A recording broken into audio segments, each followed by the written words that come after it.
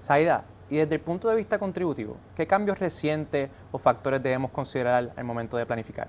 Pues mira, en Puerto Rico existe la noción de que no se pagan taxes de herencia, ¿verdad? Que no se pagan impuestos de herencia o de donaciones, ¿verdad? Y que uno puede disponer libremente de los activos. La realidad es que antes sí había una ley de herencia en Puerto Rico contributiva de caudal relicto y donaciones que sí nos imputaba unos impuestos de herencia dependiendo de dónde estuvieran localizados nuestros activos, ¿verdad?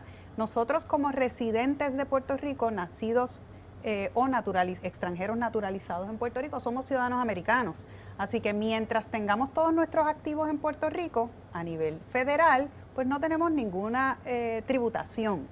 Pero siempre y cuando, como ciudadanos americanos, tengamos algún activo fuera de Puerto Rico, pudiéramos estar sujetos a impuestos de herencia federal. Esos impuestos pueden llegar hasta un 40%. Y es importante entender que no queremos tener al secretario de Rentas Internas Federal como un heredero más compartiendo el caudal de la familia. Si queremos preservar el capital de nuestra familia en nuestra familia, pues tenemos que planificar, particularmente cuando tenemos activos fuera de Puerto Rico. Una cosa o cambios importantes que ha habido recientemente es que en Puerto Rico, aquellas personas fallecidas después de enero 1 del 2018, cambió la ley de herencia a nivel contributivo y ya no hay impuestos de herencia ni de donaciones por transferencias de activos en Puerto Rico. Eso no quita que a nivel de Puerto Rico no hay impuestos que pagar, pero si estamos donando o estamos transfiriendo activos por causa de un proceso sucesoral, que sean activos que estén localizados fuera de Puerto Rico, ya sea una propiedad que tenga fuera de Puerto Rico en Miami, en Nueva York, como sucede con algunos clientes, que estén en manos del causante, que el titular sea el causante, pues ciertamente pudieran estar sujetos a impuestos federales. Muchas veces sucede también con acciones o inversiones que no se consideran activos de Puerto Rico y pudieran estar sujetos a impuestos federales. Y por eso es que sí, hay distintas estrategias que se utilizan, como el uso de las compañías de responsabilidad limitada, las LLC, para cobijar activos que pudieran estar sujetos a impuestos federales, pues los trabajamos como parte de las estrategias y con la asesoría y la ayuda de asesores externos, ubicar esos activos a través de una entidad jurídica que sea localizada en Puerto Rico para evitar tratar de evitar cualquier impacto contributivo adverso que si planificamos correctamente se pudiera evitar.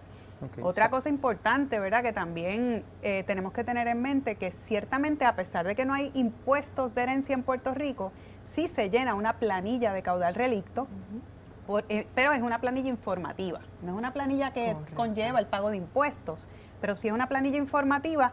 Y la gran importancia que tiene esa planilla es primero porque necesitamos el relevo de Hacienda. Para poder disponer de los activos, tenemos que obtener un relevo de parte del Departamento de Hacienda que nos dé el permiso de disponer de esos activos que son parte del caudal. Sin el relevo de Hacienda, básicamente la congelación de Hacienda pudiera tardar muchísimo tiempo si no se planifica correctamente.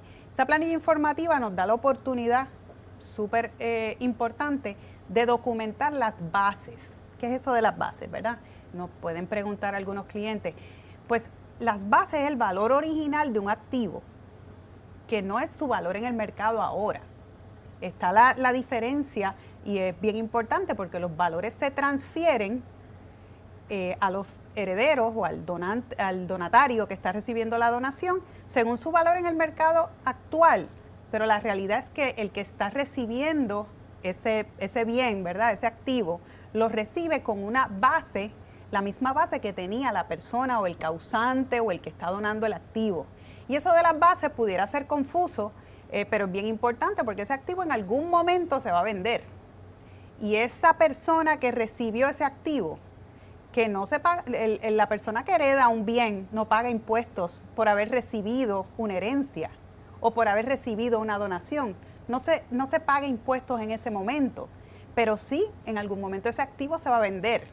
Y en el momento en que se venda puede tener una implicación contributiva cuando tú comparas la base o el costo original ajustado por ciertos ajustes que hay que aplicarle a esa base y la diferencia de ese valor en el mercado al momento de venderla, puede surgir una ganancia de capital que haya que tributar. Esa ganancia de capital puede ser un 15% de esa diferencia o puede llegar hasta un 24% si estuviera sujeto a la contribución alternativa mínima.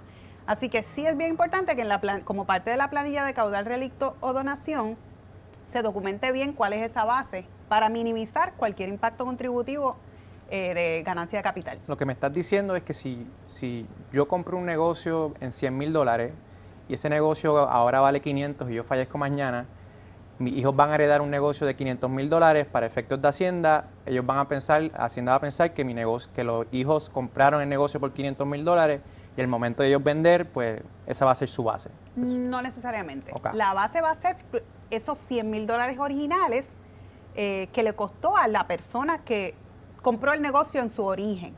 Okay. Como no se pagaron impuestos de herencia en el camino o de donación si hubiera sido en vida esa transferencia, pues ciertamente cuando ese hijo o ese heredero vaya a vender su participación en ese negocio, tiene que ver cuál es la diferencia entre el costo original que recibió versus el monto o el valor por el cual se está dando la transacción de la compraventa. Exacto, y puede ser que no ocurra ese evento de venta, o puede ser que al final lo recibieron por 100,000 y vale 50 el día que vaya a vender, y no necesariamente tribute.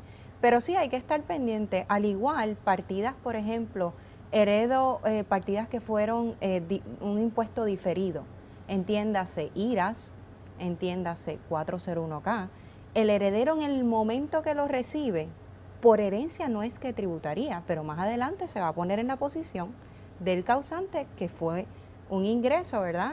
Un activo que no tributó en su momento.